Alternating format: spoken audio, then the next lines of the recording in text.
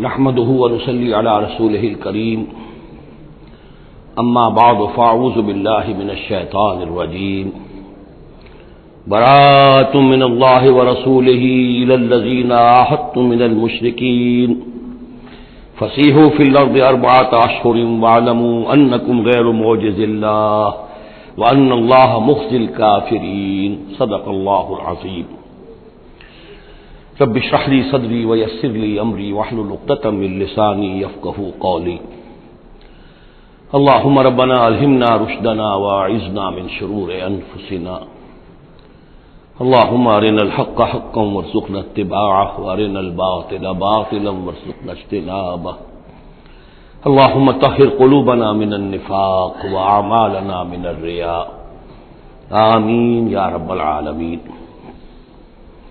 اب ہم اللہ کے نام سے سورہ توبہ کا آغاز کر رہے ہیں۔ یہ سورہ مبارکہ تجزیے کے اعتبار سے قرآن حکیم کی مشکل ترین صورت ہے۔ اس میں کئی خطبات ہیں جو مختلف مواقع پر نازل ہوئے ہیں، اور چونکہ قرآن مجید میں یہ چیز محفوظ نہیں ہے کہ کون سا خطبہ کس وقت نازل ہوا، اس کے حوالے سے بڑی تحقیق کی ضرورت ہوتی ہے، اور جن لوگوں نے اتنی تکلیف گوارا نہیں کی ہے وہ بہت سے مغالطوں میں خود بھی مبتلا ہوئے ہیں اور دوسروں کو بھی مبتلا کیا ہے۔ بہرحال پہلی بات تو یہ سمجھیے کہ یہ سورہ مبارکہ 2 بڑے بڑے حصوں پر مشتمل ہے۔ پہلا حصہ پہلے 5 رکوعوں پر مشتمل ہے اور دوسرا حصہ 11 رکوعوں پر مشتمل ہے۔ فلسفہ دین اور فلسفہ رسالت کے اعتبار سے ان دونوں حصوں کے مابین فرق یہ ہے کہ نبی اکرم صلی اللہ علیہ وسلم کی بعثت ہوئی تھی، براہ راست بعثت جن میں سے آپ خود تھے، یہ بعثت خصوصی ہے، بعثت خاصہ ہے کہ جو مشرکین عرب کی طرف ہے، بنی اسماعیل کی طرف ہے۔ ایک آپ کی بعثت عمومی ہے پوری نوع انسانی کی طرف، آپ 2 بعثتوں کے ساتھ مبعوث فرمائے گئے۔ آپ کی جو بعثت خصوصی ہے الی اہل العرب، بنی اسماعیل، مشرکین عرب، چونکہ آپ انہی میں سے تھے اور انہی کی زبان میں آپ نے آخری اتمام حجت کر دیا، لہذا ان کے ضمن میں اللہ تعالیٰ کا جو قدیم قانون ہے رسولوں کے بارے میں کہ اگر کوئی قوم جس کی طرف رسول بھیجا جائے اور وہ اتمام حجت کر دے اور پھر بھی وہ قوم تسلیم نہ کرے تو اس قوم کو ہلاک کر دیا جاتا تھا، عذاب استیصال۔ تو اس قوم کے حق میں تو یہ آخری فیصلہ جو ہے اللہ تعالیٰ کا اسی قانون کے تحت نافذ ہوا۔ اس آخری فیصلے کا جو معاملہ ہے وہ ہے جو پہلے 5 رکوعوں میں آیا ہے۔ یہ حضور صلی اللہ علیہ وسلم کی بعثت خصوصی سے متعلق ہے اہل عرب کی طرف۔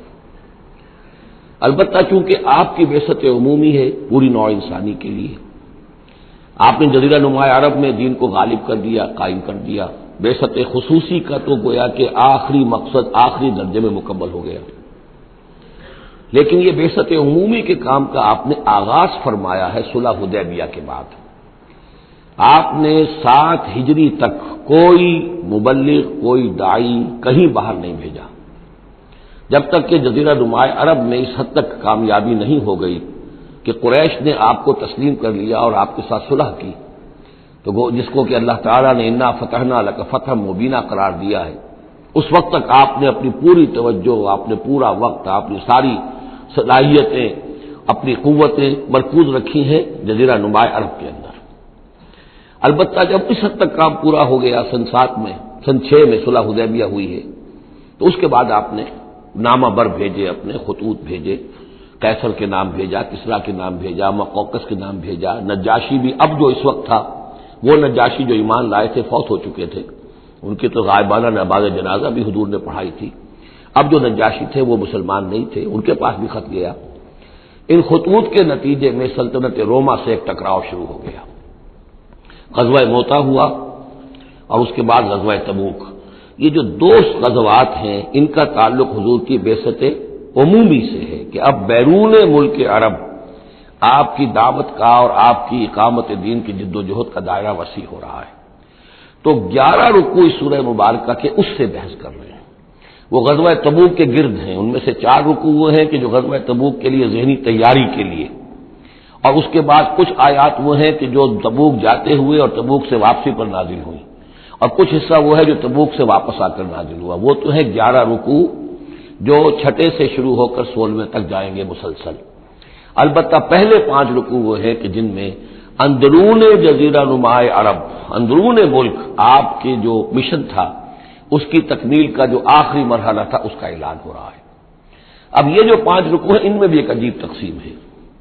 ان میں 2 رکوع وہ ہیں کہ جو سن 8 ہجری میں فتح مکہ سے قبل نازل ہوئے، ان میں تیار کیا گیا ہے مسلمانوں کو فتح مکہ کے لیے کہ وہ نکلیں، اور ساری رد و قدا ہو رہی ہے کچھ لوگوں کی طرف سے، کچھ منافقین کی طرف سے، کچھ سادہ دل مسلمانوں کی طرف سے، نیک دل مسلمانوں کی طرف سے، کچھ ایسے لوگوں کی طرف سے کہ جن کے وہاں رشتہ دار ہیں کہ اب اگر جنگ ہوگی اور جا کر ہم حملہ کریں گے مکے پر تو اس سے یہ ہے کہ ان رشتہ داروں کو بھی غضب پہنچے گا۔ کچھ ایسے مسلمان تھے جن کی فیملیز وہاں تھیں اور انہیں اندیشہ تھا کہ وہ کہیں جب یہ چکی پیسے گی تو کہیں گندم کے ساتھ گھن بھی نہ پس جائے۔ تو ایک رد و قدا ہے جو ان 2 رکوعوں میں آپ کو ملے گی کہ جو نازل ہوئے ہیں سن 8 میں فتح مکہ سے قبل، اور 3 رکوع وہ ہیں کہ جو نازل ہوئے ہیں سن 9 میں ذی قعدہ کے بعد۔ اور یہ جب کہ فتح مکہ ہو چکا، اس سال حضور نے حج نہیں کیا، پھر اگلے سال آپ نے بھی دوبارہ حج نہیں کیا، لیکن آپ نے قافلہ بھیج دیا تھا کہ وہ جائے، اور اس کے امیر کی حیثیت سے حضرت ابوبکر صدیق رضی اللہ تعالی عنہ تھے امیر الحج۔ لیکن جب وہ قافلہ روانہ ہو چکا تھا ذی قعدہ سن 9 میں، تو پھر وہ آیات نازل ہوئیں کہ جو 3 رکوعوں پر مشتمل ہیں، جن میں آخری اعلان کیا گیا ہے کہ اب آئندہ یہاں کوئی عرب، کوئی مشرک حج کے لیے نہیں آئے گا۔ سن 9 کا حج وہ مشترک تھا، اس میں اہل ایمان بھی تھے اور اہل شرک بھی تھے، مشرکین مکہ بھی تھے، ان کو بھی اجازت تھی۔ اور وہاں اعلان کیا گیا کہ آئندہ مشرکین کے ساتھ اللہ کا کوئی معاہدہ نہیں ہے، اور ایک مہلت دی جا رہی ہے اتنے وقت معین کی، اس کے اندر اندر یا تو وہ اسلام لے آئیں اور یا ان کا قتل عام ہو جائے گا۔ یہ سخت ترین آیات ہے قرآن مجید کی کہ جو اس حصے میں نازل ہوئی ہیں، لیکن اس کا فلسفہ سمجھ لیجئے، یہ قائم مقام ہے اس عذاب استیصال کے جو عذاب قوم نوح پر آیا، قوم ہود پر آیا، قوم صالح پر آیا، قوم شعیب پر آیا، سدوم اور عمورہ کی بستیوں پر آیا، آل فرعون پر آیا۔ وہ اب مشرکین عرب پر اس لیے آنا ضروری تھا کہ ان کی طرف حضور بھیجے گئے، انہی کی زبان میں کتاب اتار دی گئی، ان پہ اتمام حجت ہو گیا، حق مبرہن ہو گیا۔ اب اگر وہ ایمان نہیں لا رہے ہیں تو عذاب استیصال کے مستحق ہو چکے ہیں۔ البتہ یہ کہ انہیں پہلی قسط جو دی گئی عذاب کی وہ تو غزوہ بدر کی شکل میں تھی، اب آخری یہ ہے کہ چیلنج کر دیا گیا کہ اب اتنی مدت کے اندر اندر اگر تم ایمان لے آؤ گے تو تمہاری خیریت ہے، نہیں لاؤ گے تو تمہیں قتل کر دیا جائے گا۔ اور اس میں خود بخود امپلائڈ تھی یہ بات کہ اگر تم نہ ایمان لانا چاہو نہ قتل ہونا چاہو تو جزیرہ نمائے عرب کو خیر بات کہہ کے چلے جاؤ، جہاں سینگ سمائے چلے جاؤ، اب عرب میں نہیں رہ سکتے۔ اس جزیرہ نمائے عرب کو پاک کر دیا جائے گا شرک سے۔ تو 2 رکوع وہ 3 یہ۔ اب اس میں ایک اور کمپلیکیشن ہے، یہ 2 رکوع پہلے اور 3 رکوع بعد میں، ترتیب زمانی تو یہ ہے، ان 3 رکوعوں کا ایک رکوع پہلے نکال کے لے آیا گیا ہے۔ جیسے میں نے کہا تھا کہ سورہ انفال میں ایک آیت جو تھی کہ جو بڑی اہم تھی اور جو بڑی یوں سمجھیے کہ ایک حساس مسئلے پر تھی کہ مال غنیمت کا کیا ہوگا، اس کو پہلے لے آئے، حالانکہ اس کا اصل حکم، اس کی اصل بحث جو ہے وہ سورت کے اندر چل رہی ہے، جا کے وسط میں آ رہی ہے۔ اسی طریقے سے قرآن کا اسلوب ہے کہ جو خاص بہت اہم شے تھی، اگرچہ وہ ان 3 رکوعوں سے متعلق ہے جو بعد میں نازل ہوئے ہیں، لیکن ان کو پہلے سب سے پہلے سورت میں رکھ دیا گیا ہے۔ تو گویا کہ پہلے 5 رکوع بھی 3 حصوں میں ہیں۔ پہلا رکوع جو 6 آیات پر مشتمل ہے، یہ وہ 6 آیات ہیں جن کو دے کر حضرت علی کو بھیجا حضور نے صلی اللہ علیہ وسلم، وہاں جا کر حج کے اعلان کرو، اعلان عام کر دو میری طرف سے کہ اب مشرکین کے ساتھ کوئی معاہدے نہیں۔ اس کے بعد وہ 2 رکوع ہیں جو 1 سال پہلے نازل ہوئے ہیں فتح مکہ سے قبل۔ پھر 2 رکوع وہی ہیں کہ جو ان 6 آیات کے تسلسل میں ہیں جو ذی قعدہ سن 9 ہجری میں نازل ہو رہے ہیں۔ تو یہ 3 حصوں میں پہلے 5 رکوع ہیں، لیکن ان 5 رکوعوں کا تعلق محمد الرسول اللہ صلی اللہ علیہ وسلم کی بعثت خصوصی کا جو تکمیلی مرحلہ ہے در حقیقت اس سے ہے۔ برات من اللہ و رسولہ، اعلان برات ہے، لا تعلقی کا اعلان ہے اللہ اور اس کے رسول کی طرف سے، الی الذین عاہدتم من المشرکین، ان لوگوں کی جانب جن سے ہے مسلمانوں تم نے مشرکوں میں سے معاہدے کیے، اللہ کی طرف سے سارے معاہدے ختم۔ البتہ یہ بڑا کیٹیگوریکل سٹیٹمنٹ جو آیا ہے، اس کے بعد اس کے اندر تھوڑی تھوڑی وہ جو ہے تفصیل جب آئے گی تو اس میں رعایتیں دی گئی ہیں، لیکن اعلان ایسا ہے۔ اور اس سورت سے پہلے یہ واحد سورت ہے قرآن مجید کی جس سے پہلے آیت بسم اللہ نہیں ہوتی، اور اس کا سبب یہ بیان کیا ہے حضرت علی رضی اللہ تعالی عنہ نے کہ یہ سورت تو ننگی تلوار لے کر نازل ہوئی ہے۔ آیت بسم اللہ میں تو اللہ کے نام ہے الرحمن الرحیم، تو یہ سورت جو ہے یہ تو ننگی تلوار لے کر نازل ہوئی ہے۔ اہل شرک کے لیے جو اعلان اس میں کیا گیا ہے کہ ان کو قتل کیا جائے گا، قتل عام ہوگا، تو گویا کہ اس کے مضامین جو ہیں اللہ تعالیٰ کی وہ رحمانیت اور رحیمیت کے ساتھ بظاہر ان کی مناسبت نہیں ہے، اس لیے اس سورت سے قبل آیت بسم اللہ نہیں لکھی جاتی۔ واللہ عالم۔ برات من اللہ ورسولہ الی الذین عاہدتم من المشرکین، اعلان برات ہے، اعلان لا تعلقی ہے اللہ اور اس کے رسول کی طرف سے ان تمام لوگوں سے کہ جن سے مسلمانوں نے معاہدے کیے۔ فسیحوا فی الارض اربعۃ اشہر، تو گھوم پھر لو اس زمین میں یعنی اس جزیرہ نما عرب میں 4 مہینے کی تمہیں مہلت دی جا رہی ہے۔ وَاعْلَمُوا أَنَّكُمْ غَيْرُ مُعْجِزِ اللَّهِ، اور جان لو کہ تم اللہ کو عاجز نہیں کر سکتے، اللہ کو شکست نہیں دے سکتے۔ وَأَنَّ اللَّهَ مُخْزِي الْكَافِرِينَ، اور اللہ تعالیٰ کافروں کو رسوا کر کے رہے گا۔ اب ان کے لیے یہ آخری جو ہے قسط جو ہے اللہ تعالیٰ کی طرف سے عذاب کی وہ آ کر رہے گی۔ یہ جو کیٹیگوریکل سٹیٹمنٹ آیا ہے یہ ان معاہدوں کے ضمن میں تھا کہ جن میں کوئی میعاد معین نہیں تھی، غیر میعادی معاہدے۔ عام معاہدہ ہے دوستی کا، نو وار پیکٹ ہے، اس کے لیے کوئی ٹائم لمٹ نہیں ہے۔ ان کے لیے تو کھلم کھلا کہہ دیا کہ ٹھیک ہے 4 مہینے کی ہم مہلت دے رہے ہیں، اس کے بعد ہمارا کوئی معاہدہ نہیں۔ اور یہ بالکل معقول بات ہے، اس لیے کہ ایک ہی دن میں نہیں کیا ہے۔ وہ بات بھی ہو گئی کہ معاہدہ پہلے جو ہے ان کی طرف پھینک دیا گیا، فَأَنبِذْ عَلَيْهِمْ عَلَىٰ سَوَاءٍ، اعلان کیا جا رہا ہے، اور پھر ایک دن میں اقدام بھی نہیں ہو رہا، 4 مہینے دیے جا رہے ہیں۔ تو یہ ہے معاملہ ان کا جو معاہدے غیر میعادی تھے جن میں کوئی مدت معین نہیں تھی۔ وَأَذَانٌ مِّنَ اللَّهِ وَرَسُولِهِ إِلَى النَّاسِ يَوْمَ الْحَجِّ الْأَكْبَرِ، اور اعلان عام ہے اللہ اور اس کے رسول کی طرف سے لوگوں کی جانب حج اکبر کے دن، یوم الحج الاکبر، بڑے حج کے دن۔ بڑے حج سے مراد حج ہے، یہ ہمارے ہاں جو عام خیال ہے کہ جمعے کو حج ہو تو حج اکبر ہے، یہ بغیر کسی بنیاد کے ہے۔ اصل میں عمرہ جو ہے وہ حج اصغر ہے، اور جو حج ہے وہ حج اکبر ہے۔ عمرہ بھی ایک چھوٹا حج ہے، تو وہاں اکبر اور اصغر اس اعتبار سے ہوتے ہیں۔ تو یوم الحج الاکبر، جب جو حج آ رہا ہے اس دن، ان اللہ بریء من المشرکین ورسولہ، اعلان عام، چونکہ حج میں تو تمام اطراف و اکناف جو ہیں جزیرہ نما عرب کے وہاں سے لوگ آئے ہوئے ہیں، تو اعلان عام ہو جائے گا کہ اللہ تعالیٰ بری ہے، الگ ہے، اس کا کوئی معاہدہ مشرکین کے ساتھ نہیں ہے، نہ صرف اللہ بلکہ اس کے رسول بھی۔ وَإِن تُبْتُمْ فَهُوَ خَيْرٌ لَكُمْ، اور اگر تم باز آ جاؤ، توبہ کر لو تو تمہارے لیے بہتر ہے، اسی میں خیریت ہے۔ وَإِن تَوَلَّيْتُمْ، اگر تم پیٹھ موڑ لو گے، روگردانی کرو گے، فَاعْلَمُوا أَنَّكُمْ غَيْرُ مُعْجِزِ اللَّهِ، تو سن رکھو تم اللہ کو عاجز نہیں کر سکتے، تم اللہ کو شکست نہیں دے سکتے۔ وَبَشِّرِ الَّذِينَ كَفَرُوا بِعَذَابٍ أَلِيمٍ، اور ان کافروں کو اے نبی بشارت دے دیجئے دردناک عذاب کی۔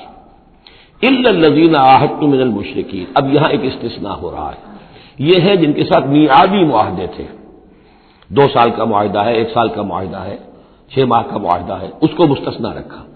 غیر میعادی معاہدہ تھا اس کی اعلان کر دیا اور 4 مہینے کی مہلت دے دی۔ جو میعادی تھا اس کو فرمایا الا الذین عاہدتم من المشرکین، ہاں اس کے سوا وہ لوگ ہوں گے کہ جن سے تم نے مسلمانوں مشرکین میں سے جن سے معاہدے کیے، ثم لم ينقصوکم شیئا، پھر انہوں نے کوئی کمی نہیں کی، کوئی شے جو ہے جو بھی شرائط تھی اس میں سے کسی میں کوئی کمی نہیں کی، وہ اپنے معاہدے کی شرائط کی پابندی کرتے رہے۔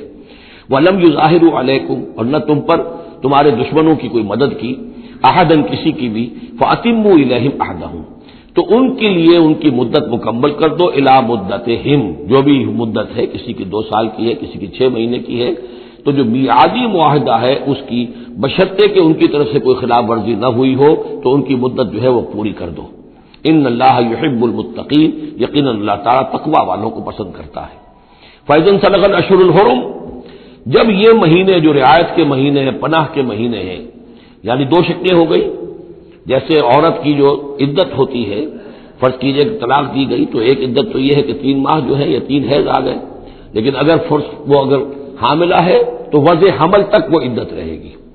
اسی طریقے سے جن لوگوں کا کوئی میعاد مقرر نہیں تھی ان کے لیے 4 مہینے مقرر کر کے اور ان کے معاہدوں کا اعلان کر دیا۔ جن کی میعاد مقرر تھی کہا کہ جیسے ہی میعاد ختم ہوگی پھر معاہدہ نہیں ہوگا، اب یہ رینیو نہیں ہوگا، لیکن یہ کہ اس مدت کی تکمیل کر دی جائے گی۔ فَإِذَا انسَلَخَ الْأَشْهُرُ الْحُرُمُ، اور جب یہ محترم مہینے سمجھ لیجئے، اس لیے کہ اب یہ ان کے لیے جو امان کے مہینے ہیں جو تمہیں دے دیے گئے ہیں، جب یہ ختم ہو جائیں گے، فَاقْتُلُوا الْمُشْرِكِينَ حَيْثُ وَجَدتُّمُوهُمْ، تو قتل کرو ان مشرکوں کو جہاں پاؤ۔ یہ سخت ترین الفاظ ہیں۔ وَخُذُوهُمْ، پکڑو ان کو، وَاحْصُرُوهُمْ، گھیراؤ کرو ان کا، وَاقْعُدُوا لَهُمْ كُلَّ مَرْصَدٍ، اور ہر جگہ گھات لگا کر بیٹھو ان کو پکڑنے کے لیے۔ یہ آخری ہے جو گویا کہ ان کی رسوائی، اب ظاہر بات ہے یہ آیات پڑھ کر سنائی گئی، مشرکین موجود تھے، اس سے بڑی رسوائی اور کیا ہوگی؟ کس انداز میں اب انہیں چیلنج کیا جا رہا ہے؟ یہ رسوائی، واللہ مخزی الکافرین، اللہ ان کافروں کو رسوا کر کے رہے گا۔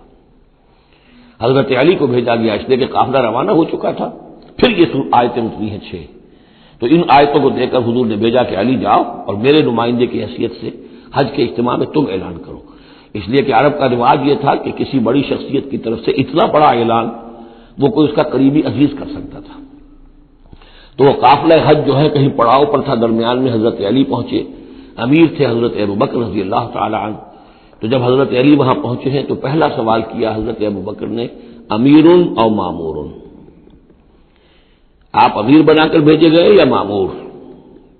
اگر تو مجھے معذور کر کے آپ کو امیر بنا کر بھیجا ہے حضور نے تو آپ یہاں بیٹھیے، میں ادھر بیٹھوں گا، لیکن اٹ مسٹ بی نون ہو از ہو، اور اگر آپ مامور ہیں میں ہی امیر ہوں تب بھی ٹھیک ہے، لیکن معلوم ہونا چاہیے۔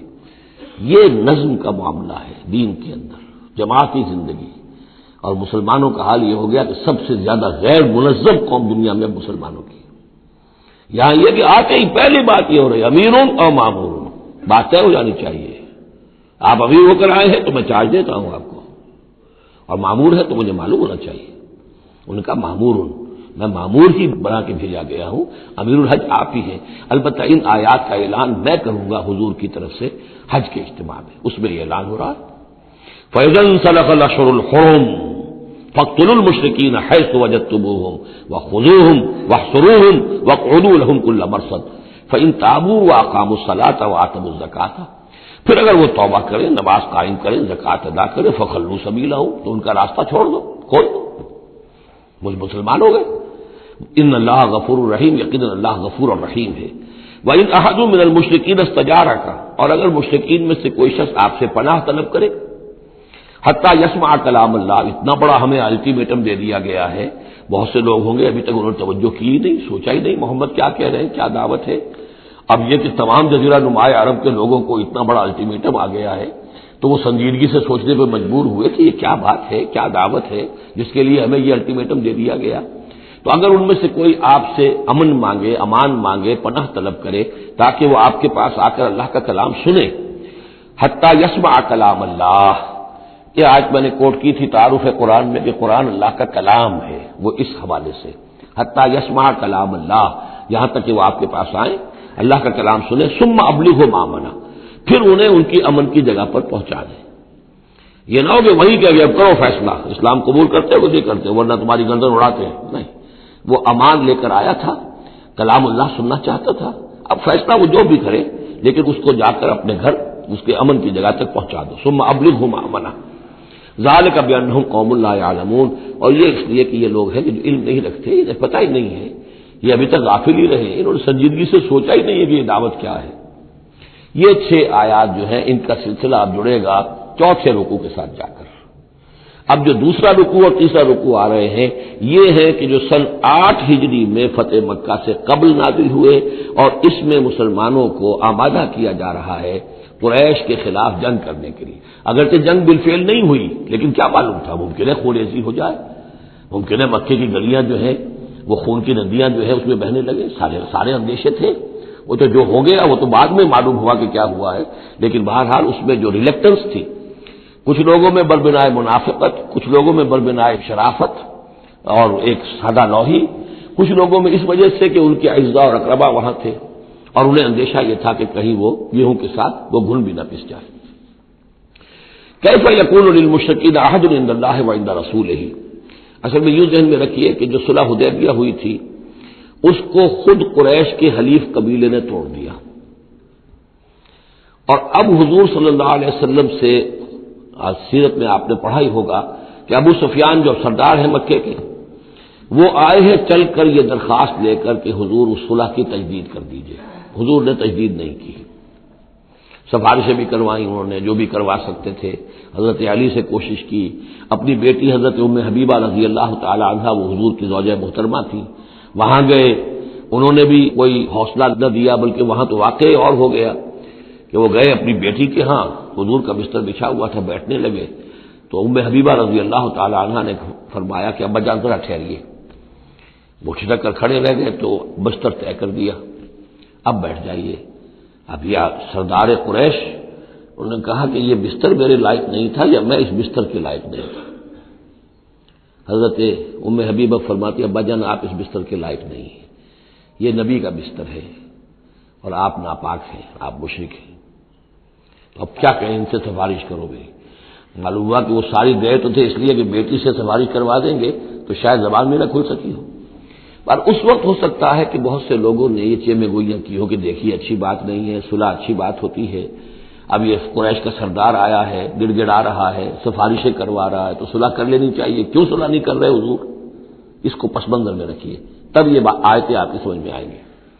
کیف یکون للمشرکین عہد عند اللہ، کیسے ہو سکتا ہے مشرکین کے لیے کوئی عہد اللہ کے نزدیک، وعند رسولہ اور اس کے رسول کے نزدیک، الا الذین عاہدتم من المسجد الحرام، سوائے ان کے کہ جن کے ساتھ تم نے معاہدہ کیا تھا مسجد حرام کے پاس، صلح حدیبیہ، فما استقاموا لکم فاستقیموا لہم، تو جب تک وہ اس پر قائم رہے، سیدھے رہے تمہارے لیے، تم بھی قائم رہو، سیدھے رہو، ان اللہ یحب المتقین، لیکن اللہ تعالیٰ متقیوں کو پسند کرتا ہے۔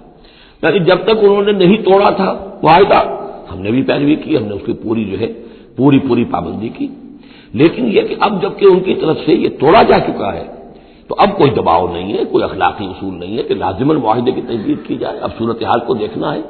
حضور کو پورا اندازہ ہو چکا تھا کہ اب ان مشرکین میں اتنا دم نہیں ہے کہ وہ مقابلہ کر سکے، تو معاہدے کا مطلب کیا ہوتا کہ کفر اور شرک کو ایک فریش لیز آف ایگزسٹنس دے دیا جائے، 10 سال کے لیے اگر معاہدہ کرے، 10 سال کے لیے کفر جو ہے ڈنکا بجائے گا حرم کے اندر اور مکے کے اندر، تو حضور کو پورا اندازہ تھا، اس لیے آپ نے تجدید نہیں کی۔ کیف وَإِن يَظْهَرُوا عَلَيْكُمْ، کیسے جبکہ اگر وہ تم پر کہیں قابو پا لیں، غالب آ جائیں، لا يرقبوا منکم الا ولا ذمہ، تو ہرگز لحاظ نہیں کریں گے نہ تمہاری قرابت کا نہ عہد کا، ان کے ہاں تو نہ قرابت کے کوئی معنی ہے نہ معاہدے کے کوئی معنی ہے، معاہدہ جب بھی چاہا توڑ دیا، قرابت داری کے خلاف کیا۔ یرضونکم بافواہہم، اب وہ جو آئے ہیں صلح کی تجدید کرنے کے لیے اور چاپلوسی کر رہے ہیں، وہ چاہتے ہیں کہ تمہیں راضی کر لیں اپنے منہ سے، وتابا قلوبہم، اب بھی ان کے دل انکاری ہیں، دل اب بھی نہیں مان رہے، واکثرہم فاسقون، اور ان کی اکثریت فاسقین پر مشتمل ہے۔ اشتروا بآیات اللہ ثمنا قلیلا، یہ وہی لوگ ہیں جنہوں نے اللہ کی آیات کو فروخت کیا ہے حقیر سی قیمت کے عوض، اپنی چودراہٹیں، اپنی سیادتیں، حق کو پہچاننے کے باوجود محمد رسول اللہ 13 برس تک ان کے ہاں 12 برس تک دعوت دیتے رہے، انہوں نے قرآن مجید کو رد کیا، فصدوا عن سبیلہ، لوگوں کو روکتے رہے، خود بھی رکے رہے اللہ کے راستے سے، انہم ساء ما کانوا یعملون، بہت ہی بڑا ہے ان کا عمل جو رہا ہے۔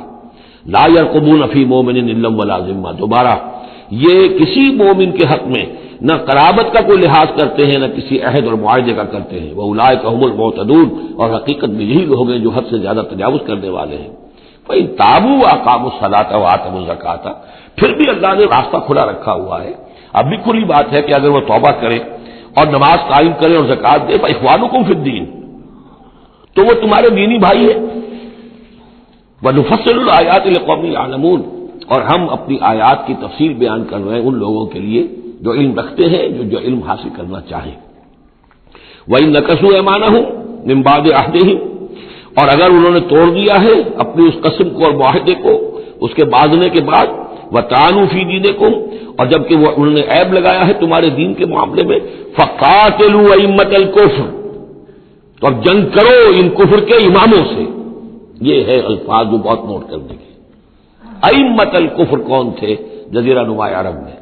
کافر تو سب تھے، مشرک سب تھے.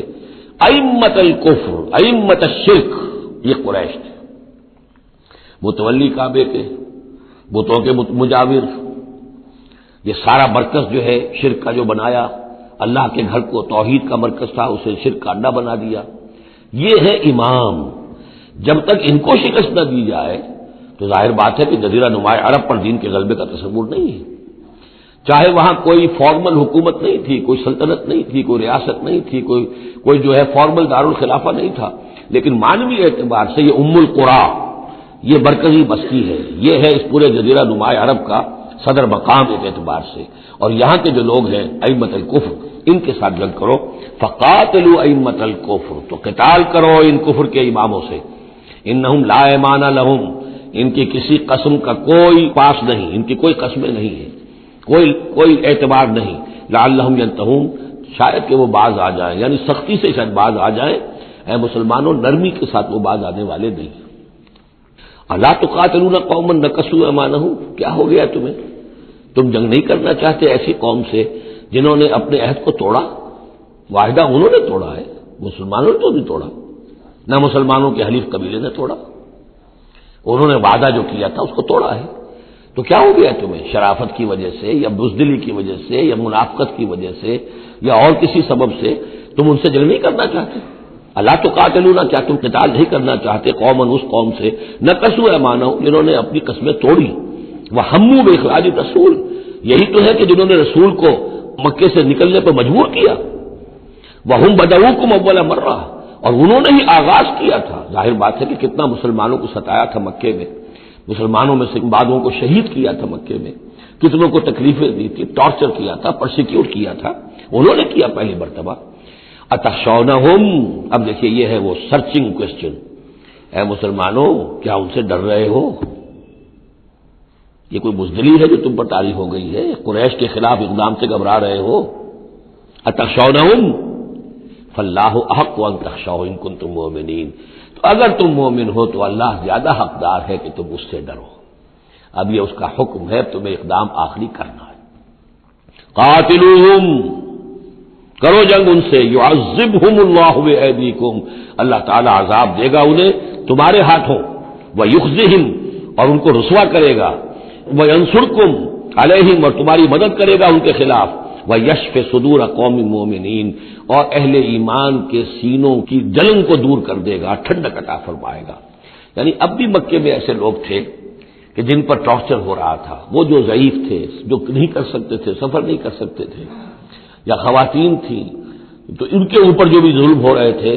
تو جب ان لوگوں کی اب درگت بنے گی تو ان کے بھی دلوں کو کچھ ٹھنڈک ملے گی، اور ان کو بھی کچھ نہ کچھ ان کے احساسات جو ہیں اس کے اندر کچھ سکون ہوگا. وَيُذْهِبْ غَيْظَ قُلُوبِهِمْ، ان کے دلوں میں جو غصہ بھرا ہوا، غم بھرا ہوا، اللہ تعالیٰ اسے نکالے گا. وَيَتُوبُ اللَّهُ عَلَىٰ مَن يَشَاءُ، اور اللہ تعالیٰ توبہ نصیب کر دے گا جس کو چاہے گا توبہ کی توفیق دے دے گا. وَاللَّهُ عَلِيمٌ حَكِيمٌ، اور اللہ تعالیٰ علیم اور حکیم ہے. اب تیسری مرتبہ وہ آیت آ گئی ہے قرآن میں. ام حسبتم ان تترکوا، ام حسبتم ان تدخلوا الجنة ولما يأتكم مثل الذين خلوا من قبلكم مستهم البأساء والضراء وزلزلوا حتى يقول الرسول والذين معه متى نصر الله الا ان نصر الله قريب. اسی طرح پھر یہ آیت ہے 214 سورہ بقرہ کی، 142 سورہ آل عمران کی. ام حسبتم ان تدخلوا الجنة، اب یہ تیسری مرتبہ ام حسبتم ان تترکوا. اور یہ آیت نمبر 16 ہے، 1 اور 6 کو بھی جمع کریں گے تو 7 بنے گا. ام حسبتم ان تترکوا، تم چھوڑ دیے جاؤ گے. ولما یعلم اللہ الذین جاہدوا منکم، ابھی تو اللہ نے دیکھا ہی نہیں کون ہے تم میں سے حقیقت میں جہاد کرنے والے.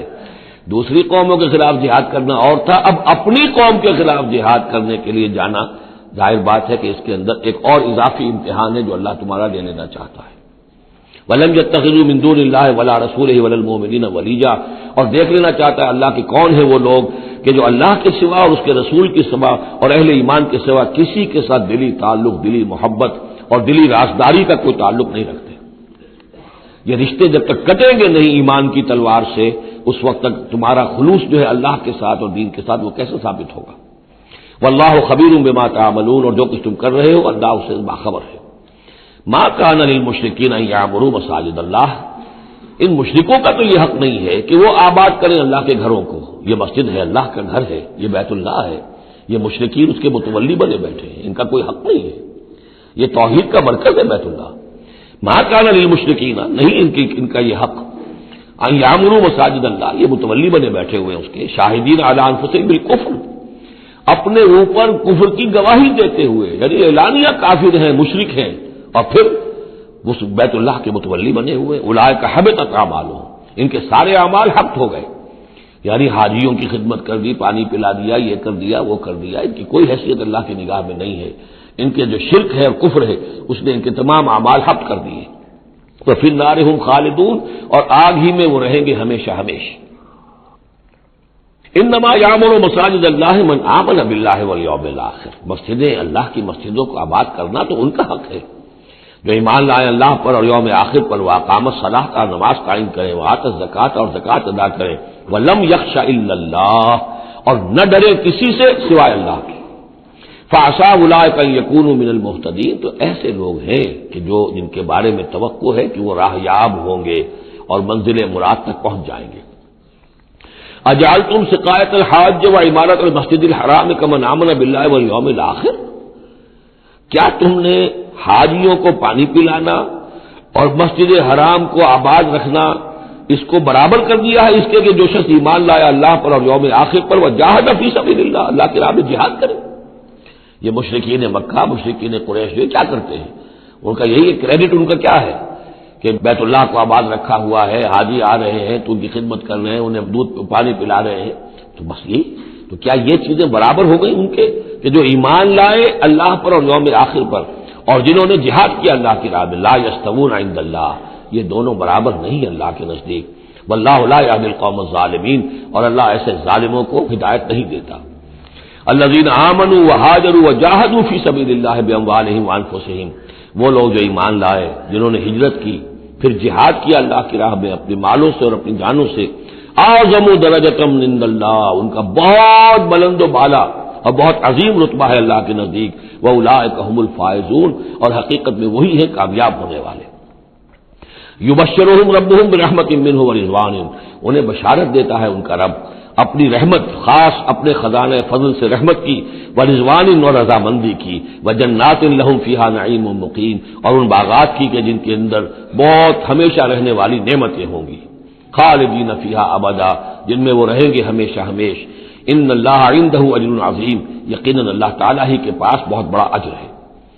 یا ایھا الذین آمنوا لا تتخذوا آباءکم واخوانکم، اب چونکہ کچھ مسلمانوں کو جیسا کہ میں نے عرض کیا یہ ہوگا کہ آخر وہ ہمارے باپ ہیں وہاں پہ، بھائی ہیں، اب یہ جنگ ہوگی، چلیے ابھی تک امید تھی کہ وہ لوگ شاید ایمان لے آئیں تو ہمارے ساتھ ہو جائیں، ابھی تک وہ ایمان نہیں لائے ہیں، اب اگر ادھر سے چڑھائی ہوگی ہمیں جانا پڑے گا، اپنے ہاتھوں جو ہے وہ اپنے رشتہ داروں کو، اپنے بھائی بندوں کو قتل کرنا پڑے گا۔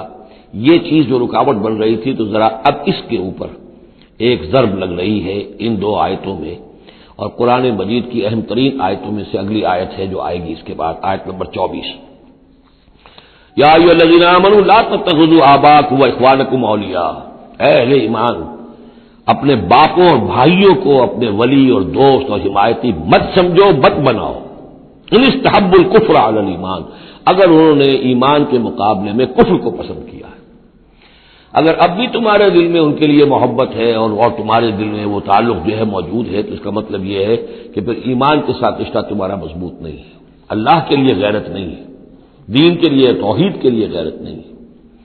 یا ایھا الذین آمنوا لا تتخذوا آباءکم واخوانکم اولیاء ان استحبوا الکفر علی الایمان ومن یتولھم منکم، تو جو کوئی بھی ان کے ساتھ وہ ولایت کا تعلق رکھے گا، دوستی اور جو پشت پناہی کا، وہ فاولئک ھم الظالمون، تو خود وہ بھی پھر ظالموں میں شریک ہو جائیں گے۔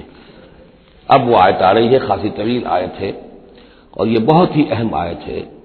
قل، اے نبی ان سے کہہ دیجئے، ان کان آباؤکم وابناؤکم واخوانکم وازواجکم وعشیرتکم واموال اقترفتموها وتجارة تخشون كسادها ومساكن ترضونها احب الیکم من اللہ ورسولہ وجہاد فی سبیلہ فتربصوا حتی یاتی اللہ بامرہ واللہ لا یہدی القوم الفاسقین۔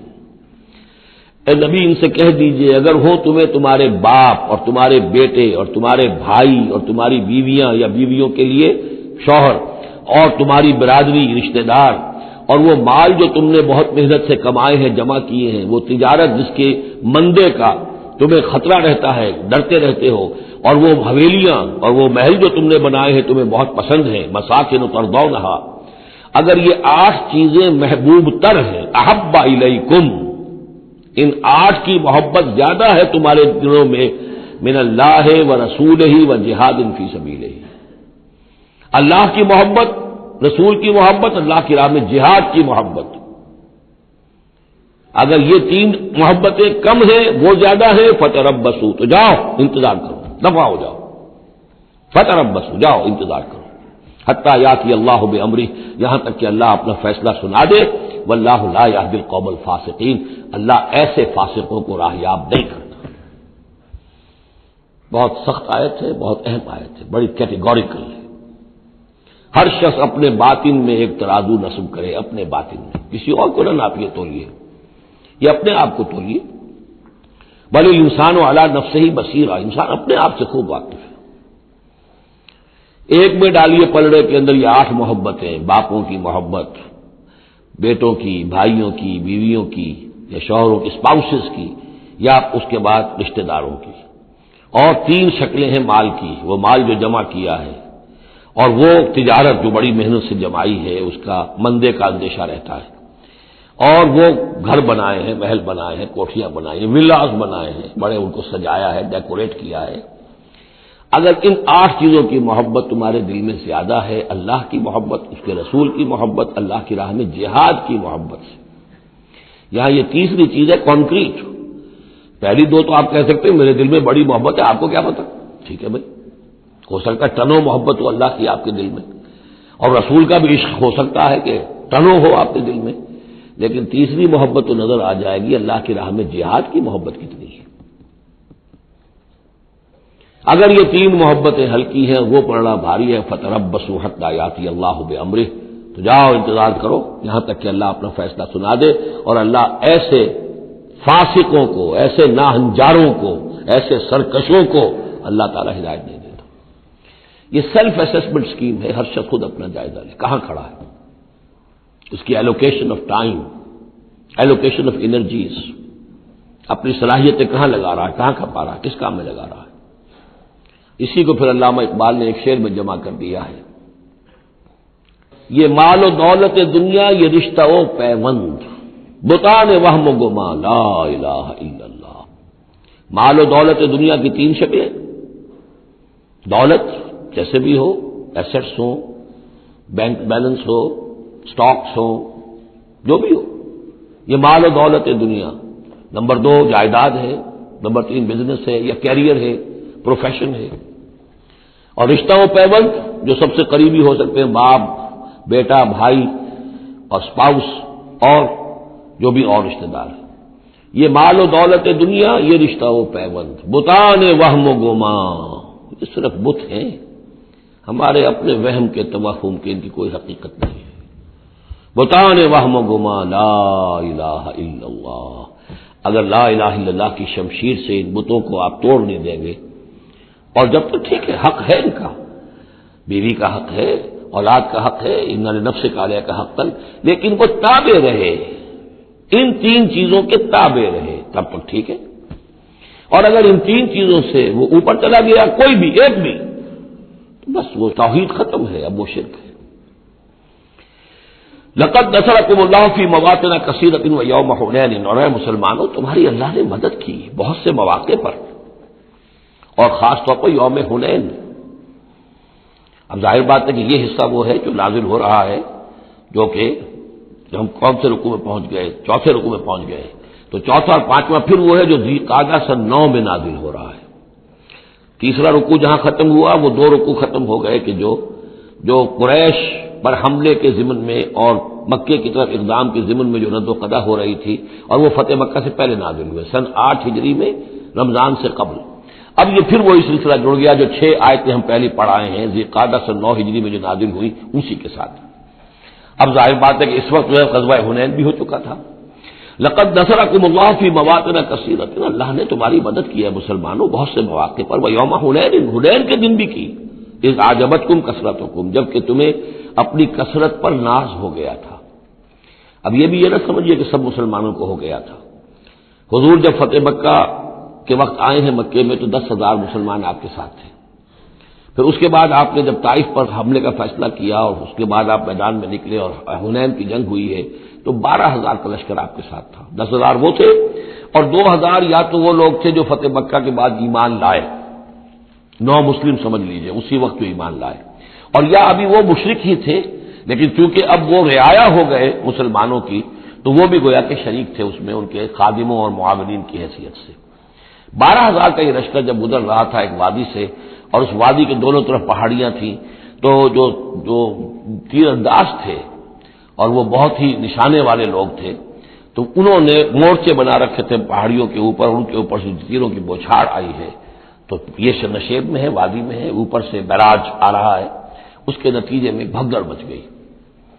بعض روایات میں تو آتا ہے کہ حضور کے ساتھ صرف 30-40 آدمی رہ گئے، علامہ شبلی نے یہی لکھا ہے 30-40 آدمی رہ گئے، لیکن سید سلیمان ندوی نے پھر اپنے استاد سے اختلاف کرتے ہوئے اسی میں سیرت النبی میں نوٹ دیا کہ نہیں 300-400 آدمی رہ گئے تھے، لیکن 300-400 آدمی بھی رہ جائیں 12,000 میں سے تو بھگدڑ بہت بڑی تھی۔ اس وقت پھر حضور خود اپنی سواری سے اترے ہیں، علم اپنے ہاتھ میں لیا ہے، رجز آپ نے پڑھا ہے، انا النبی لا کذب انا ابن عبد المطلب، میں نبی ہوں اس میں کوئی شک نہیں، چاہے یہ 12,000 میرا ساتھ دے تب بھی نبی ہوں، کوئی ساتھ نہ دے تب بھی نبی ہوں، اور میں عبد المطلب کا بیٹا یعنی پوتا میدان میں موجود ہوں۔ اس پر پھر یہ کہ آپ نے لوگوں سے کہا کہ پکارو الیہ یا عباد اللہ، الیہ یا اصحاب الشجرہ، الیہ یا اصحاب البدر، کہاں جا رہے ہو اے بدریوں، کہاں جا رہے ہو؟ صلح حدیبیہ کے وقت جنہوں نے مجھ سے بیعت کی تھی موت کی، بیعت رضوان، کہاں جا رہے ہو؟ پھر لوگ پلٹے ہیں، پھر فتح ہو گئی۔ اذ اعجبتکم کثرتکم، جبکہ تمہیں اپنی کثرت پر ناز ہو گیا تھا، فلم تغن عنکم شیئا، تو وہ کثرت تمہیں کچھ نہ بچا سکی، کچھ کام نہ آ سکی تمہارے، وضاقت علیکم الارض بما رحبت، اور تم پر زمین اپنی پوری فراخی کے باوجود تنگ آ گئی، تنگ پڑ گئی، تنگ ہو گئی، ثم ولیتم مدبرین، اور پھر تم پیچھے پیٹ موڑ کر بھاگے، ثم انزل اللہ سکینتہ علی رسولہ، پھر اللہ نے نازل فرمایا اپنی طرف سے سکون اور تسکین اپنے رسول پر، وعلی المومنین، اور اہل ایمان پر، وانزل جنودا لم تروها، اور اس وقت بھی اللہ نے ایسے لشکر بھی اتارے جنہیں تم نے نہیں دیکھا، وعذب الذین کفروا، اور عذاب دیا کافروں کو، وذالک جزاء الکافرین، اور یقیناً یہ کافروں کا بدلہ یہی ہے۔ ثم یتوب اللہ من بعد ذلک علی من یشاء، پھر اس کے بعد بھی اللہ تعالیٰ توبہ نصیب فرما دے گا اپنے بندوں میں سے جس کو چاہے گا، اللہ غفور اور رحیم ہے۔ یا ایھا الذین آمنوا انما المشرکون نجس فلا یقربوا المسجد الحرام بعد عامهم ھذا، اہل ایمان یہ مشرک ناپاک ہیں، پلید ہیں، تو اب یہ اس سال کے بعد مسجد حرام کے قریب نہ پھٹکنے پائیں۔ سن 9 کا حج جو ہے کھلا تھا مشرکین کے لیے بھی اور اہل ایمان بھی گئے، حضرت ابوبکر کی زیر امارت قافلہ حج مدینے سے گیا، حضور نہیں گئے، اسی میں اعلان یہ بھی کر دیا گیا اب آئندہ سال سے کوئی مشرک قریب نہیں آ سکے گا، نہ بیت اللہ کے، بیت الحرام کے، نہ حج کے لیے آ سکے گا۔ لا یقرب المسجد الحرام بعد عامهم ھذا، اس سال کے بعد اب وہ قریب نہ پھٹکے مسجد حرام کے۔ وَإِنْ خِفْتُمْ عَيْلَةً، اب اندازہ ہوا ہوگا کہ یہ تو آتے تھے لوگ تو ہماری آمدنی ہوتی تھی، حاجی آتے تھے، کچھ قربانیاں کرتے تھے، کچھ اور نظریں چڑھاتے تھے، چڑھاوے چڑھاتے تھے تو ہماری آمدنی ہوتی تھی۔ وَإِنْ خِفْتُمْ عَيْلَةً، اگر تمہیں فقر کا اندیشہ ہو، فَسَوْفَ يُغْنِيكُمُ اللَّهُ مِنْ فَضْلِهِ، تو قریب اللہ تعالیٰ تمہیں غنی کر دے گا اپنے فضل سے انشاء، اگر وہ چاہے گا۔ ان اللہ علیم الحکیم، یعنی اتنی آئیں گی غنیمتیں تمہارے پاس کہ تم سے سنبھالی نہیں جائیں گی۔ حضور کے انتقال کے بعد چند سال کے اندر اندر سلطنت فارس اور سلطنت روما اور وہاں سے جو سیلاب آیا ہے مال غنیمت کا، تو حضور نے تو یہی فرمایا تھا کہ مسلمانوں اس دنیا سے جاتے ہوئے آپ نے فرمایا تھا کہ مجھے تم پر فقر کا اندیشہ نہیں ہے، مجھے تو اندیشہ اب یہ ہے کہ تم پر دولت کے انبار آ جائیں گے تمہارے قدموں میں، اور پھر تم اس دولت کی وجہ سے ایک دوسرے کی گردنیں مارو گے۔ ان اللہ علیم الحکیم قاتل الذین لا یؤمنون باللہ ولا بالیوم الآخر ولا یحرمون ما حرم اللہ ورسولہ ولا یدینون دین الحق من الذین اوتوا الکتاب حتی یعطوا الجزیۃ عن ید وہم صاغرون۔ یہ آیت بھی فلسفہ دین کے اعتبار سے بہت اہم ہے۔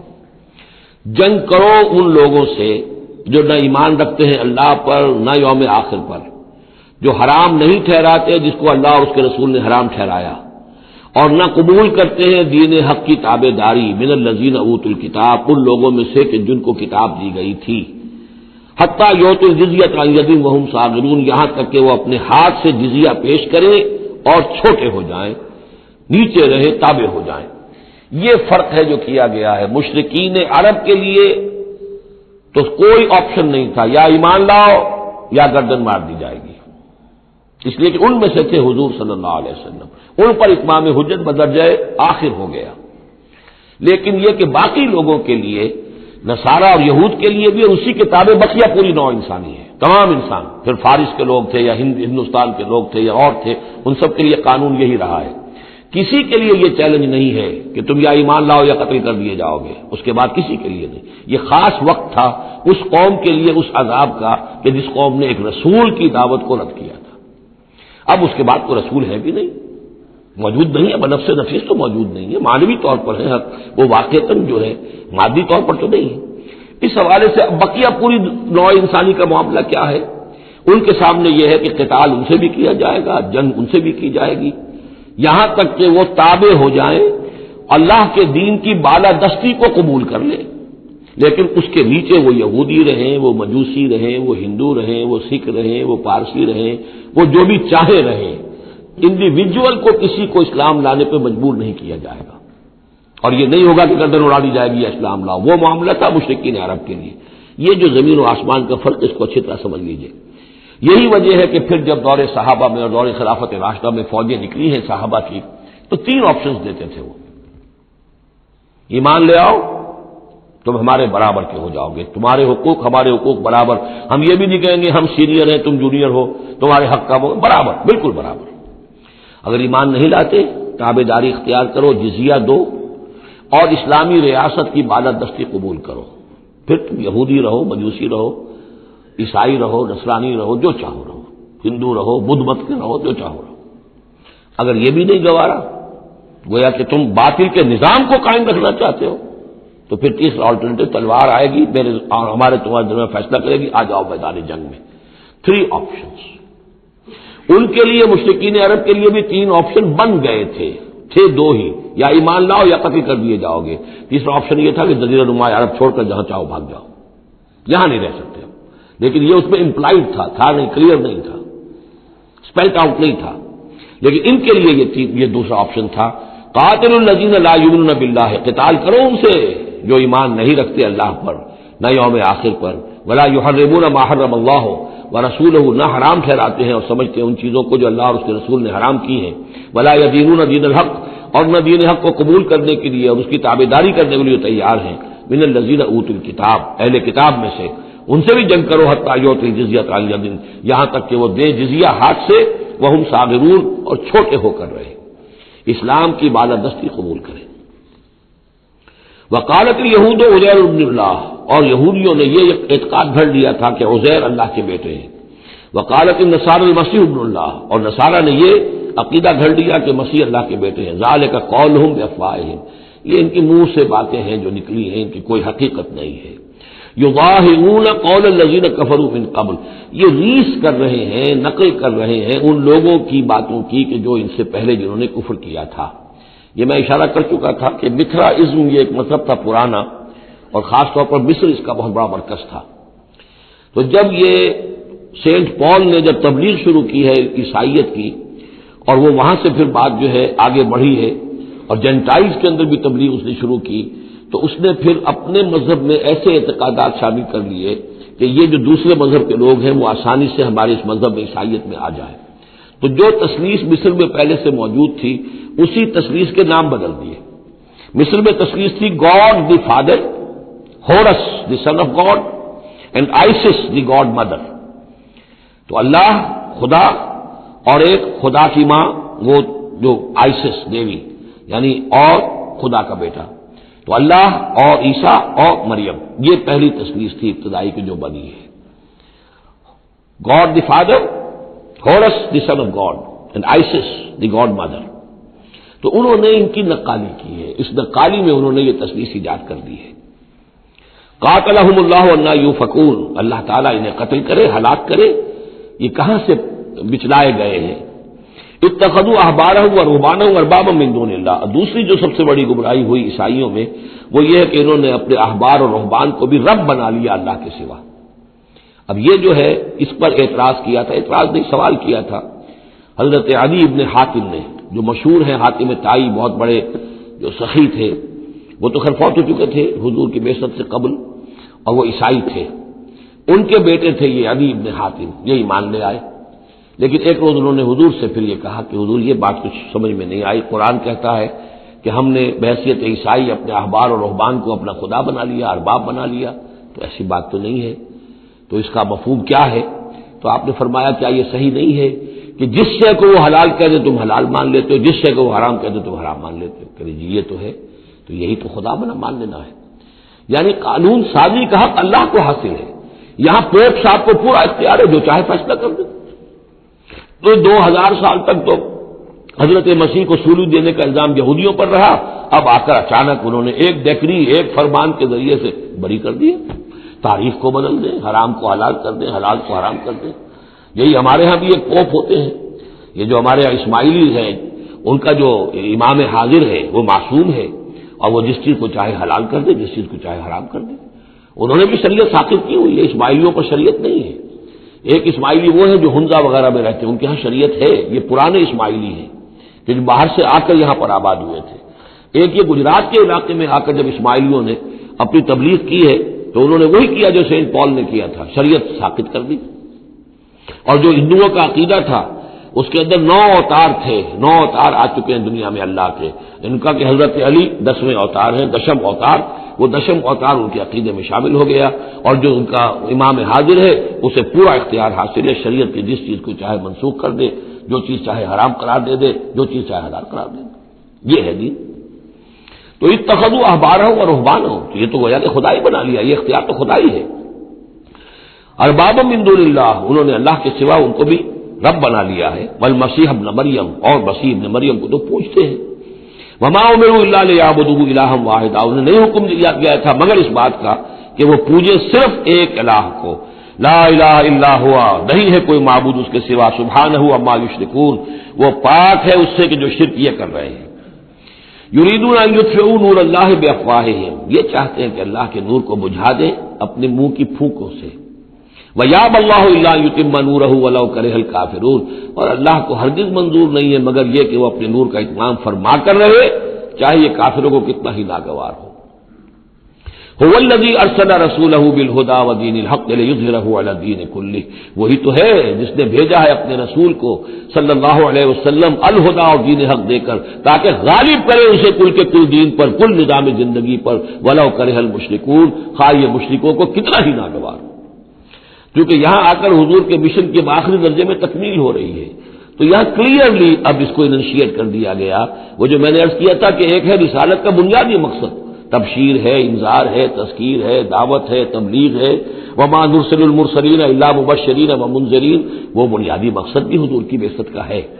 لیکن حضور کا ایک امتیازی مقصد ہے، تکمیل رسالت کا جو مظہر ہے وہ ہے کہ دین کو غالب کرنا بالفعل. یہ جوڑا جو 2 آیتوں کا ہے یہ بالکل اسی ترتیب کے ساتھ یہ جوڑا سورہ صف میں بھی آیا ہے. دوسری آیت تو جو کی تو ہے، شوشے کا فرق نہیں. هو الذی ارسل رسولہ بالہدی ودین الحق لیظہرہ علی الدین کلہ ولو کرہ المشرکون. اس پر تو 24 صفحے کا میرا ایک مقالہ ہے جو لکھا ہوا ہے، جو میری کتاب ہے نبی اکرم صلی اللہ علیہ وسلم کا مقصد بعثت. صرف اس ایک آیت پر 24 صفحے کا مقالہ ہے. اور میں مطمئن ہوں، اللہ کا شکر ہے کہ اس آیت کا حق اللہ تعالیٰ نے میرے ذریعے سے پورا کروا دیا ہے. اس میں کسی اعتبار سے، اس لیے کہ لوگ اس میں سے اپنے لیے راستے نکالتے ہیں، چور دروازے. یہ تو جی اللہ غالب کرنے والا ہے، کوئی انسان غالب کرنے والے تھوڑا ہی ہیں. اور یہ ہے اور وہ ہے، اس لیے کہ جو آدمی کام چور ہے چاہتا ہے کسی طریقے سے کوئی راہ فرار ہو، بھاگنے کا کوئی راستہ مل جائے. لیکن آپ اگر اس کو پڑھیں گے تو معلوم ہوگا کوئی راستہ فرار کا نہیں ہے. ہر جو بھی ممکن ہو سکتی ہے نحوی اعتبار سے جو امکان ہو سب کو میں نے لے کر اور ثابت کر دیا ہے کہ اس میں کہیں فرار کا راستہ نہیں. البتہ پہلی آیت میں تھوڑا سا فرق ہے. وہ آیت جو ہے وہاں ہے یریدون لیطفئوا، یہاں ہے ان یطفئوا، بس اتنا فرق ہے. بے افواہہم یریدون لیطفئوا نور اللہ بے افواہہم، یریدون ان یطفئوا نور اللہ بے افواہہم. وہاں ہے واللہ متم نورہ ولو کرہ الکافرون، یہاں ہے ویابی اللہ الا ان یتم نورہ ولو کرہ الکافرون. یہ تو چاہتے ہیں کہ اپنے منہ کی پھونکوں سے، تو جس کو کہ پھر مولانا ظفر علی خان نے خوب اس کی تعبیر کی ہے، نور خدا ہے کفر کی حرکت پہ خندہ زن، پھونکوں سے یہ چراغ بجھایا نہ جائے گا. تو یہ جو چاہتے ہیں کہ اپنی منہ کی پھونکوں سے، اور اس میں ایک طرح کا طنز ہے. یہودی چونکہ سامنے آ کر مقابلہ نہیں کر رہے تھے تو یہ ایسے تھا کہ منہ کی پھونکوں سے بجھانا چاہ رہے ہیں، صرف سازشیں ہیں ان کی، اور جو بھی یہ کر رہے ہیں کبھی سامنے آ کر انہوں نے جنگ نہیں کی. یریدون ان یطفئوا نور اللہ بافواہہم ویابی اللہ الا ان یتم نورہ ولو کرہ الکافرون. هو الذی ارسل رسولہ بالہدی ودین الحق لیظہرہ علی الدین کلہ ولو کرہ المشرکون. یا ایھا الذین آمنوا ان کثیرا من الاحبار والرہبان لیأکلون اموال الناس بالباطل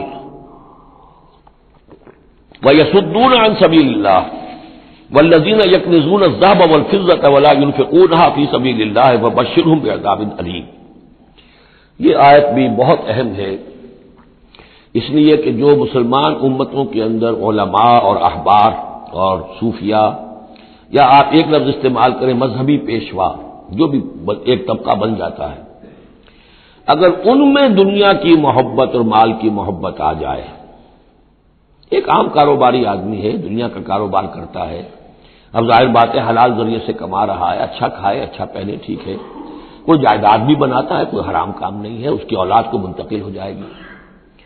لیکن یہ کہ جو شخص دین کی خدمت میں لگا ہوا ہے، اب اسے فرض کیجئے کوئی ہدیہ دے رہا ہے، کوئی اس کو اگر فرض کیجئے تحفہ دے رہا ہے یا کسی طریقے سے، تو دین کے لیے دے رہا ہے. اگر یہ لوگ بھی اپنے پاس دولت جمع کریں، اگر یہ اپنی جائیدادیں بنائیں، تو یہ بدترین انسان ہے آسمان کی چھت کے نیچے کے. یہ سمجھ لیجیے اچھی بات. عام آدمی کے لیے قانون اور ہوگا.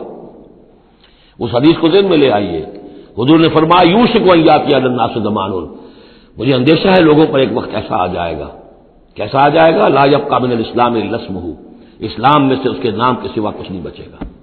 ولا یبقى من القرآن الا رسمہ، قرآن میں سے اس کے رسم الخط کے سوا کچھ نہیں بچے گا. مساجدہم عامرۃ، ان کی مسجدیں آباد بہت ہوں گی، شاندار ہوں گی. وہی خراب من الہدی، ہدایت سے خالی ہوں گی. وعلماؤہم شر الناس تحت عظیم السماء، اور ان کے علماء آسمان کی چھت کے نیچے کے بدترین انسان ہوں گے. من عندہم تخرج الفتنۃ وفیہم تعود، انہی میں سے فتنہ برآمد ہوگا، انہی میں گھس جائے گا. تو یا ایھا الذین آمنوا، اہل ایمان، ان کثیر من الاحبار والرہبان، یقیناً بہت سے علماء اور درویش، لا یاکلون اموال الناس بالباطل، وہ لوگوں کے مال ہڑپ کرتے ہیں باطل طریقے سے. ویصدون عن سبیل اللہ، اور وہ روکتے ہیں لوگوں کو اللہ کے راستے سے. والذین، اور کوئی نئی دعوت اٹھی ہے، کوئی اللہ کا بندہ جو ہے لوگوں کو دین کی طرف بلا رہا ہے، یہ اپنی مسندیں جب خطرے میں دیکھتے ہیں تو نہیں چاہیں گے کہ ہمارے عقیدت مند جو ہے وہ کسی بھی ایسی دعوت کی طرف رخ کریں اور متوجہ ہو جائیں. ان کی جائیدادیں بن رہی ہیں، بڑے بڑے ایسٹس بنا رہے ہیں، جب مرتے ہیں تو چھوڑ کر جائیدادیں جاتے ہیں، ان کی اولادوں کے پھر آپس میں مقدمے ہوتے ہیں، جھگڑے ہوتے ہیں. فرمایا والذین یکنزون الذهب والفضة، اور وہ لوگ کہ جو دفینے بناتے ہیں، جمع کرتے ہیں اپنے پاس سونا اور چاندی، ولا ينفقونها فی سبیل اللہ، اور وہ خرچ نہیں کرتے اس کو اللہ کی راہ میں. فبشرهم بعذاب علیم، تو ان کو بشارت دے دیجیے عذاب علیم کی، دردناک عذاب کی. بارک اللہ لی ولکم فی القرآن العظیم ونفعنی وإیاکم بالآیات والذکر الحکیم.